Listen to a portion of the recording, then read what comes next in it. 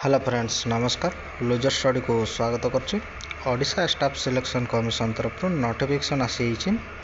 आमर main written exam notification तो आसी जानी पोस्ट कौन रही से विषय देखीद। तो देखो प्राइमरी इन्वेस्टिगेटर रो वैकेंसी रही है जेटा कि आमर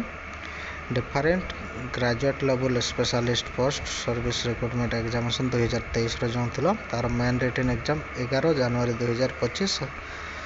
शनिवार दिन हम भुवनेश्वर है। तो तार जो मेन रिटन एग्जाम हम किए कौ सब्जेक्ट एग्जाम दब पेपर जो रही टेक्निक ऑप्शनल पेपर 2 तो किए कौ सब्जेक्ट दब तो तापाई नोटिफिकेशन टी आसी जदि चेंज करें से भी देते स्टार्टिंग रे तो आउ थे चेंज करें ऑप्शनल पेपर जो रही पेपर 2 ऑप्शनल पेपर सेटा आप 5 जनवरी 2025 भितर आप पॉजिटिव दे पारे आउ सब्जेक्ट ऑप्शन जो रही सेटा को आप चेंज करें क्लियर हो। तो देखो आमर सब्जेक्ट ऑप्शन जो रही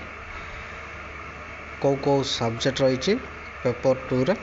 से विषय पूरा डिटेल्स चेक करदे।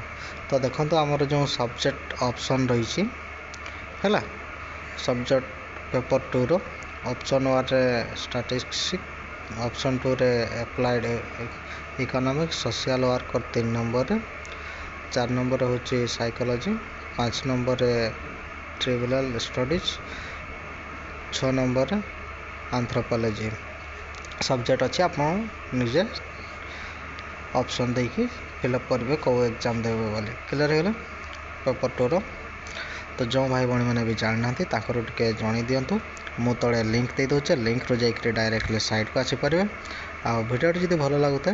लाइक शेयर कर दिंतु आउ एपर्यंत जब मो चैनल को सब्सक्राइब करना सब्सक्राइब कर दिंतु जॉब रिलेटेड जो भी नोटिफिकेशन आसो मो चैनल माध्यम आपको जनइबी तले भी लिंक दे दूचे लिंक रू जाकर डायरेक्टली साइट को आसीपारे आउ जो भाई भाई मैंने जानी ना को भी टे नोटिफिकेशन विषय जन दिंतु है। धन्यवाद।